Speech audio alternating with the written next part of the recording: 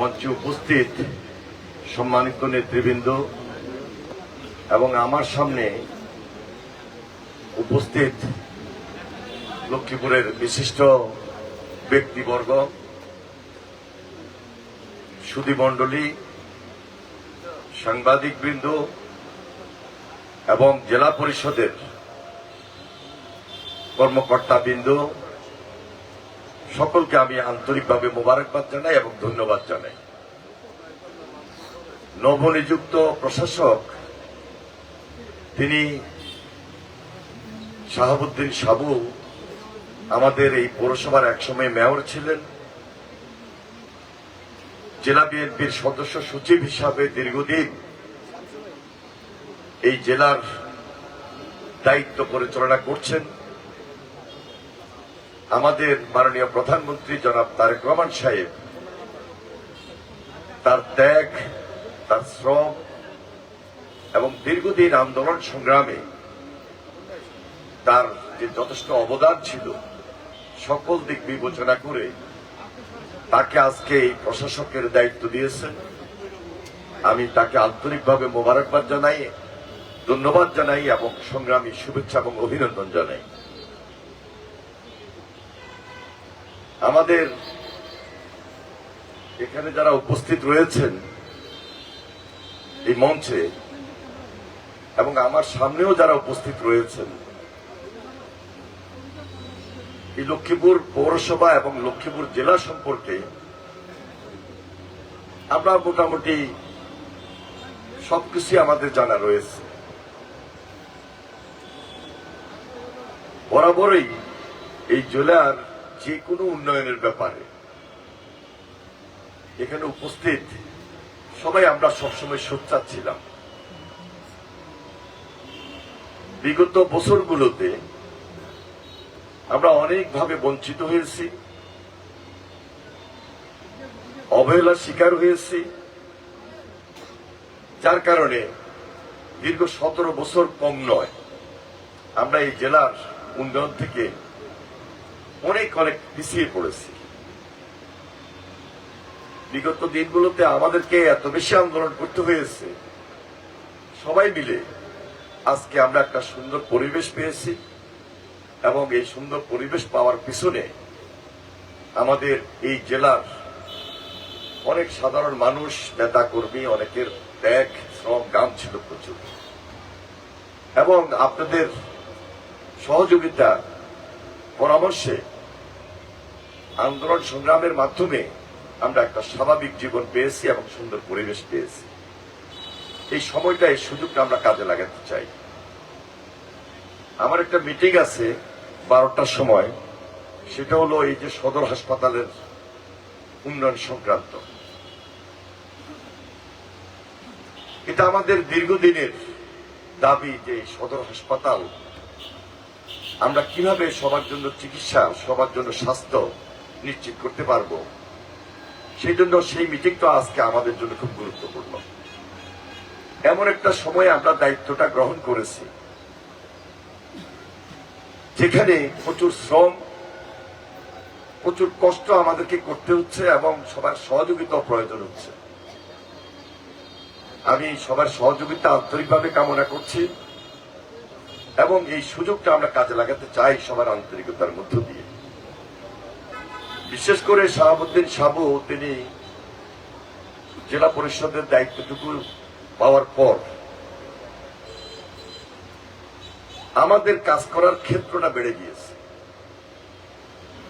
তিনি নিজে যথেষ্ট অভিজ্ঞতা সম্পন্ন ব্যক্তি, যেহেতু পৌরসভার দায়িত্বে ছিলেন, দীর্ঘদিন তিনি রাজনৈতিক নেতা হিসাবে এই জেলায় নেতৃত্ব দিয়ে যাচ্ছেন। এই জেলার কোথায় কি করা দরকার, কি করতে হবে কম বেশ উনি বুঝেন। আর যেহেতু জেলা পরিষদের একটা পূর্ণাঙ্গ ইউনিট রয়েছে, কর্মকর্তা কর্মচারী বৃন্দ রয়েছেন, খুব ইমিডিয়েট আমাদের 4টা নির্বাচনী এলাকা, 4টা নির্বাচনী এলাকায় কোথায় জেলা পরিষদের কি জায়গা, জমি, সম্পত্তি রয়েছে, কোথায় কিভাবে দখল হয়েছে, সেগুলো কিভাবে উদ্ধার করা যায়, কিভাবে এই জেলার সৌন্দর্য বর্ধন করা যায়, কিভাবে প্রত্যেকটা পৌরসভার সৌন্দর্য বর্ধন করা যায়, এবং জেলা পরিষদের নিজস্ব যে জায়গা, সেই জায়গাতে সুন্দর একটা মার্কেট গঠন করে অনেক সুযোগ সুবিধা আমাদের জেলাবাসীকে দেওয়া যায়। এর বাহিরেও জনস্বার্থে এমন কিছু কাজ করা দরকার, যেগুলা দীর্ঘদিন আমরা হয়তোবা আশা ভরসা বা প্রত্যাশার মধ্য দিয়ে চিন্তা করে আসছি। প্রত্যাশার জায়গা থেকে এই কাজগুলো আপনার দায়িত্ব থেকে আপনি এখন থেকে খুব দায়িত্ব নিয়ে কাজ করবেন, এটাই তো আমরা আশা করি, এবং আপনার প্রতি আমাদের সেই প্রত্যাশাও রয়েছে। আমাদের জেলা পরিষদ চলে রাজস্বের টাকা থেকে এবং সরকারের বিশেষ বরাদ্দ থেকে। যেহেতু বিগত সরকারের সময় ইউনিয়ন ব্যাংকে আপনাদের ফান্ড আটকে গিয়েছে, এটা উদ্ধারের সহসায় কোনো ব্যবস্থা আছে কিনা, এটা একটা বড় দিক। আমি জানি না কতটা ফান্ড সেখানে জমা আছে, বাইরে অন্য কোনো ব্যাংকে আছে কিনা 15 কোটি টাকা। যাই হোক, এটা তো ভাগ্যের নির্মম পরিহাস, যা আছে সেই সংকটটাও জব্দ, সেটা শেষ পর্যন্ত পাওয়া যাবে কিনা এটা একটা কঠিন ব্যাপার। শুধু একটা ব্যাংকেই আজকে এই অবস্থা নয়, বাংলাদেশের 7 থেকে 8টা ব্যাংক এভাবে অচল অবস্থা রয়েছে, শুধু লুটপাটের কারণে, শুধু টাকা পাচারের কারণে। এই জন্য বলছি, একটা কঠিন সময়ে আমাদেরকে দায়িত্ব নিতে হয়েছে। এই কঠিন সময়টা পার করাও কঠিন, এবং সেখানে বিশেষ আন্তরিকতা এবং সহযোগিতা জেলাবাসীর প্রয়োজন। যার কারণে জেলার সকল পর্যায়ের সম্মানিত বিশিষ্ট ব্যক্তিবর্গ যারা উপস্থিত হয়েছেন, এখানে আছেন, ওনাদের সঙ্গে পরামর্শ করে কখন কি করা যায়, যে কাজটুকু করার ক্ষেত্রে সহযোগিতা আমাদের নিতেই হবে। যেমন লক্ষ্মীপুর পৌরসভা, এই পৌরসভার একটা মার্কেট করার কথা যেটা আপনি বলছেন বা আলোচনায় এসেছে, এটা লক্ষ্মীপুর পৌরসভায় জেলা পরিষদের জায়গা। ব্যবসায়ী যারা সেখানে দীর্ঘদিন থেকে আছেন, তারা মনে করতেছেন এই জায়গাটা পার্মানেন্টলি তাদের, কারণ বছরের পর বছর ওনারা সেটা টাকা দিয়ে যাচ্ছেন বা লিজ নিয়ে যাচ্ছেন। কিন্তু তাদের সঙ্গে সমন্বয় করতে হবে, তাদের সঙ্গে বসতে হবে, তাদের সঙ্গে বসে আলাপ আলোচনা করে একটা সুন্দর মার্কেট কিভাবে করা যায় এবং মার্কেটে কি কি ফ্যাসিলিটি দেওয়া যায়, ভালো একটা ডিজাইন নিয়ে সেই মার্কেটটা কিভাবে বহুতল করা যায়, সুবিধা নেওয়া যায়। আমি একটা মার্কেট করার জন্য করলাম, সেই ধরনের মার্কেট লক্ষ্মীপুরে অনেক আছে, কিন্তু একটা সৌন্দর্য রেখে একটা সুন্দর মার্কেট করা, এটাও লক্ষ্মীপুর পৌরসভায় প্রয়োজন। জেলার হেডকোয়ার্টার, দূর দূরান্ত থেকে অনেকে আসেন, একটা ভালো রেস্টুরেন্ট নাই, একটা ভালো হোটেল নাই, বিভিন্ন জেলা থেকে আসেন, বিভিন্ন থানা থেকে আসেন, সরকারের অনেক কর্মকর্তারা আসেন, রাজনৈতিক অনেক নেতৃবৃন্দ আসেন, আমাদের এলাকা অনেক মেহমান আসেন। একটা ভালো হোটেল নাই, থাকার হোটেল নাই, একটা ভালো মার্কেট নাই, এক রাস্তার শহর, এক গলির শহর। ছোটকাল থেকে যা দেখে আসছি তাই আছে, হয়তোবা বিল্ডিং বাড়ছে, মানুষ বাড়ছে, জায়গা কমেছে। এখন আশেপাশে অনেক জায়গা আছে, টাউনটাকে আমরা কিভাবে বড় করতে পারি, এটাও আমাদের একটা চিন্তা থাকতে হবে। এই জন্য আমি যখন যে মিটিং এ যাই, সেখানে আমি সবসময় বলি, বিশেষ করে আমাদের লক্ষ্মীপুরে যারা বিশিষ্টজন, আপনাদের যদি কোনো পরামর্শ থাকে সেই পরামর্শগুলো আমাকে দিবেন। কারণ এই টাউনের একটা নতুন বাইপাস আমরা যদি করতে পারি, বা কিভাবে করা যায়, আদৌ করে সেটার বেনিফিট পাবো কিনা, এই ধরনের কোনো পরামর্শ যদি আপনাদের থাকে, আমি মনে করবো আপনারা বিশেষভাবে যদি আমাদেরকে দেন, আমরা আমাদের সরকারের আমলে এই সুযোগটাকে কাজে লাগাতে চাই। এই পৌরসভায় এবং এই জেলায়, জেলা পরিষদের অনেক জায়গা আছে। আমাদের 4 জন মাননীয় সংসদ সদস্য, আমি সহ, জেলা পরিষদের প্রশাসক আমি আপনাকে অনুরোধ করব, রায়পুর, রামগতি, রামগঞ্জ, লক্ষ্মীপুর সদর সহ আগামী এই 1-1.5 মাসের মধ্যে আপনি টিম নিয়ে আপনি মুভ করেন, আপনি কথা বলেন, ফাইলগুলো দেখেন, কোথায় ডেভেলপমেন্ট ওয়ার্ক করার মতো কি কি জায়গাগুলো আছে ওনাদের সঙ্গে আলোচনা করেন। আলোচনা করে পরবর্তী পদক্ষেপ গ্রহণ করার মাধ্যমে আমার মনে হয় আমরা আমাদের যেহেতু দলের সংগ্রামী মহাসচিব মির্জা ফখরুল ইসলাম আলমগীর তিনি এই মন্ত্রণালয়ের দায়িত্বে আছেন, আমরা যদি সবাই গিয়ে তার কাছে অনুরোধ করি তিনি আমাদেরকে বিমুখ করবেন না। আমার সঙ্গে ইতিমধ্যে কথা হয়েছে যে কোনো ডেভেলপমেন্ট ওয়ার্কের ব্যাপারে তিনি খুবই আন্তরিক সহযোগিতা করবেন এবং আমাদের মাননীয় প্রধানমন্ত্রী জনাব তারেক রহমান তার সাথে আমার ব্যক্তিগতভাবে কথা হয়েছে এইভাবে যে সারা বাংলাদেশে অনেকগুলো মেগা প্রজেক্ট হয়েছে। এই মেগা প্রজেক্টের বেনিফিশিয়ারি কিন্তু আমরা গ্রামের মানুষ না, আমরা সাধারণ মানুষ না। হয়তো এটা সাময়িক ক্ষেত্রে আপনার আমার বিশেষ প্রয়োজন হয়। এমন এমন মেগা প্রজেক্ট হয়েছে যেটা এই মুহূর্তে গত 17 বছর এটা না করলেও চলত। আবার কিছু মেগা প্রজেক্ট খুব জরুরি ছিল, সেগুলো হয়েছে ঠিকই, কিন্তু 1000 কোটি টাকার প্রজেক্ট 10,000 কোটি টাকা পেয়েছে। এইভাবে মেগা প্রজেক্টে মেগা দুর্নীতি হয়েছে। কোনোভাবেই যেন দুর্নীতি না হয়, সেটা জেলা পরিষদ হোক, সেটা লক্ষ্মীপুর পৌরসভায় হোক, পুলিশ ডিপার্টমেন্টে হোক, সিভিল প্রশাসনে হোক এবং লক্ষ্মীপুর রোডসে হোক আর এলজিডিতে হোক বা অন্য কোনো ডিপার্টমেন্টে হোক, দায় দায়িত্ব কিন্তু তাকে বহন করতে হবে। কোন দায় দায়িত্ব আমরা নেব না এবং এই ব্যাপারে কিন্তু সম্পূর্ণ ভাবেই আমাদের সরকার খুব বেশি ওয়াকেবল। মাননীয় প্রধানমন্ত্রী এই ব্যাপারে সবসময় খুব সতর্ক আছে। যদি কেউ কোনো দুর্নীতির সঙ্গে সম্পৃক্ত হন তাহলে কিন্তু শুধু কোন ডিপার্টমেন্ট না, তিনি যদি কোনো রাজনৈতিক ব্যক্তিও হয়ে থাকেন তার বিরুদ্ধেও কিন্তু ব্যবস্থা গ্রহণ। আমরা জনগণের ম্যান্ডেট নিয়ে এখানে এসেছি, দীর্ঘদিন পর আন্দোলন সংগ্রাম ত্যাগ শ্রম ঘাম গুম খুন সর্বশেষ জুলাই আন্দোলনে শহীদ হওয়ার মধ্য দিয়ে হেলিকপ্টারতে পর্যন্ত গুলি হয়েছে। সুতরাং আমাকে আপনাকে চিন্তা করতে হবে। আমাদের জেলা পরিষদের প্রশাসক তিনিও মৃত্যুর হাত থেকে বেঁচে এসেছেন। তাকে র্যাব সেদিন যেভাবে গুলি করেছিল, আমি যেভাবে মৃত্যুর হাত থেকে বারবার বেঁচে এসেছি। সুতরাং এগুলা আমাদেরকে চিন্তা করেই কিন্তু সামনে আমাদেরকে পথ পাড়ে দিতে হবে। অনেক চ্যালেঞ্জ আমাদের সামনে। বিরোধী দলের এখানে জামাতে ইসলামীর আমির সাহেব আছেন, স্বাভাবিক কারণে আমরা তাদের সহযোগিতা কামনা করছি এবং তিনি নিজেও বলেছেন যে ভালো কাজ করলে আমরা সাধুবাদ জানাবো। কেউ যদি কোনোভাবেই আমরা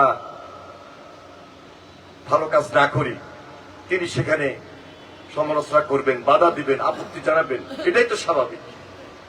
শুধু তিনিই না, এই লক্ষ্মীপুরের যারা বিশিষ্ট ব্যক্তিবর্গ আছেন আমি সবাইকে বলবো ভালো কাজের ব্যাপারে ভালো পরামর্শ দিয়ে আমাদেরকে আরো ভালো কাজ করার সুযোগ তৈরি করে দিবেন। আমরা যদি কেউ কোথাও ভুলে হোক জেনে শুনে হোক কোনো অন্যায় করতে যাই এবং কোন ধরনের এমন কোন কাজে সম্পৃক্ত হয়ে পড়ে যে কাজটা করলে সমাজের জন্য ক্ষতি, দেশের জন্য ক্ষতি, খুব স্বাভাবিক কারণেই আপনারা সেখানে আমাদেরকে আগে জানাবেন, বলবেন, প্রয়োজনে প্রতিবাদও করবেন। আমরা আপনাদের ম্যান্ডেট নিয়েই আজকে এদেশের রাষ্ট্রীয় যে দায়িত্ব, এই দায়িত্বটুকু আমরা পরিচালনা করছি। শিক্ষার দিক থেকে আমরা অনেক বঞ্চিত হয়েছি। আমরা যখন গ্রামে যাই, আমরা যখন আমাদের সাধারণ মানুষের সঙ্গে কথা বলি, শিক্ষার যে মান অনেক নিম্নে নেমে গেছে। গ্রেটার নোয়াখালীর একটা ভাবমূর্তি ছিল, গ্রেটার নোয়াখালীর একটা সবসময় মানুষের কাছে আলোচনা ছিল যে আমরা গ্রেটার নোয়াখালীর মানুষ ম্যাক্সিমাম শিক্ষিত। এই কথাটা খুব বড় করে বলার মতো সুযোগ এখন আপনাদের আমাদের নাই। অনেক পিছিয়ে পড়েছি, বরং নর্থ বেঙ্গলের লোকেরা অনেকভাবে দিনের পর দিন খুব দ্রুত উন্নতির দিকে চলে যাচ্ছে। আমরা চালাক, আমাদের বুদ্ধি জ্ঞান খুব বেশি, কিন্তু এই কাজটা যদি আমরা ভালো কাজে না লাগাই, খারাপ কাজে আমরা অনেক সময় লাগাইতে যাই। এই গ্রেটার নোয়াখালীর লোকেরা অনেক সময় এই ধরনের বদনাম কিন্তু ইদানিং কালে চলে এসেছে। সামান্য একটা বাড়ির রাস্তা, একটা পথের রাস্তা নিয়ে আমরা ঝগড়ায় বিবাদে চলে যাই, একটা সামান্য জায়গা জমি নিয়ে আমরা মারামারিতে চলে যাই। আমরা কেউ কাউকে সহজে সহ্য করতে পারি না। এই যে সামাজিক অবক্ষয়, সামাজিক অবক্ষয় থেকে আমাদেরকে বের হয়ে আসতে হবে। এটা স্পেশালি আমরা গ্রেটার নোয়াখালীর বা আমার লক্ষ্মীপুরের মানুষের ভালোর জন্য আমরা এই আলোচনাটা করতেছি, অন্য কিছু না। আমাদের এই বৃহত্তর নোয়াখালীর যখনই বর্ষা হয় বা অতি প্লাবন হয়, তখনই একটা বন্যার রূপ নেয়, জলাবদ্ধতা তৈরি হয়। লাস্ট 2024-এ আমাদের ফেনীতে বর্ডারের বাঁধ ভেঙে যে অতি ঢলের পানিটা নোয়াখালীতে প্রবেশ করেছিল, ফেনীতে এত বেশি বন্যা হয়েছে, এটা আপনার চোখের সামনে দেখেছেন। এবং ফেনীতে কিন্তু এক সপ্তাহের বেশি পানি ছিল না, বা 10 দিনের বেশি পানি ছিল না। ওই পানিটা নোয়াখালী ভুলা নদী হয়ে এবং রহমতখালী খাল হয়ে, ওয়াবদার খাল হয়ে লক্ষ্মীপুরে যখন আসছে, যেটা যখন মেঘনা নদীতে চলে যাবে, তখন 1.5 থেকে 2 মাস জলাবদ্ধতা ছিল। এবং এই জলাবদ্ধতার কারণে সেখানে পচা গলা, যা আবর্জনা, ময়লা সব স্তূপ হয়েছিল, যার কারণে আমাদের এখানে রোগ বালাই, অসুখ বিসুখ প্রচুর পরিমাণে দেখা দিয়েছিল। আবার যদি এই ধরনের কোন পরিস্থিতি হয়, একই পরিণাম বা তার চেয়ে ভয়াবহ পরিস্থিতি আমাদের হতে পারে। আল্লাহ আমাকে সুযোগ দিয়েছেন, আমি পানি সম্পদ মন্ত্রণালয়ের দায়িত্বপ্রাপ্ত মন্ত্রী হিসাবে সর্বপ্রথম আমাদের এই যে রহমতখালী খাল খননের হাত আমি নিয়েছি। রহমতখালী খাল খননের উদ্যোগ আমি গ্রহণ করেছি এবং দীর্ঘদিন আমাদের যে বুলুয়া নদী খনন, এটা নোয়াখালীর বাসীর একটা দুঃখ। ৭৬ কিলোমিটার, আর আমাদের রহমতখালী খাল হল ৪৩ কিলোমিটার, ৪৪ কিলোমিটার। যেখানে যেখানে পুনঃখনন করা দরকার, যেখানে যেখানে বাদ দেওয়া দরকার, যেখানে যেখানে বিশেষ পরিকল্পনা নেওয়া দরকার, ইতিমধ্যে আমরা সেই উদ্যোগ গ্রহণ করেছি, যেন সেই কাজটা সম্পূর্ণ করতে পারি। আপনারা দোয়া করবেন ইনশাআল্লাহ। কারণ আমরা যদি এই নদী এবং খাল খনন বা পুনঃখনন করতে পারি, অন্তত জলাবদ্ধতা দূর হবে। এরপরে আমরা অন্যান্য যে সুযোগ সুবিধা পাওয়ার, সেটাও আমরা নিশ্চয় পাব। আপনাদের সবাইকে আমি সংগ্রামী সালাম জানাই, অভিনন্দন জানাই। আমি আবারও বলছি, আমাদের নবনিযুক্ত জেলা পরিষদ প্রশাসক, উনি অত্যন্ত বিজ্ঞ, দায়িত্ব সম্পর্কে খুবই সচেতন। উনি যেহেতু পৌরসভার দায়িত্ব পরিচালনা করেছেন, সেই অভিজ্ঞতা ওনার আছে। আজকে পুরো জেলার একটা উন্নয়নের বিশেষ দায়িত্ব ওনার উপর। ওনার যে স্টাফ আছেন, যারা কর্মকর্তা কর্মচারীরা রয়েছেন, বিশেষ করে প্রধান নির্বাহী অফিসার, উনি আপনাকে আন্তরিকভাবে সহযোগিতা করবেন এই জেলার স্বার্থে। যারা এখানে চাকরি করছেন, আপনারা মনে করবেন যে আমরা লক্ষ্মীপুরের বাসিন্দা। লক্ষ্মীপুরের জন্য আপনাদের জন্য একটা বিশেষ দুর্বলতা থাকে, অন্য জায়গায় বাড়ি হতে পারে, যেহেতু এখানে চাকরি করতেছেন, আমি মনে করি আপনারা সেই অনুভূতি থেকে, সে আবেদন থেকে লক্ষ্মীপুরের জন্য কাজ করবেন এবং ওনাকে সহযোগিতা করবেন, যেন আমরা আমাদের জনগণকে উন্নয়নের দোরগোড়ায় পৌঁছে দিতে পারি, জনগণের জন্য সেই উন্নয়নগুলো পৌঁছে দিতে পারি। আপনাদের আন্তরিকতা এবং সহযোগিতার মধ্য দিয়ে আমরা আমাদের এই জেলা পরিষদের কাজ আরো সুন্দর হবে, এই আশাবাদ ব্যক্ত করে আমি আমার বক্তব্য শেষ করছি। খোদা হাফেজ। বাংলাদেশ জিন্দাবাদ। আসসালামু আলাইকুম ওয়া রাহমাতুল্লাহি ওয়া বারাকাতুহু। আমাদের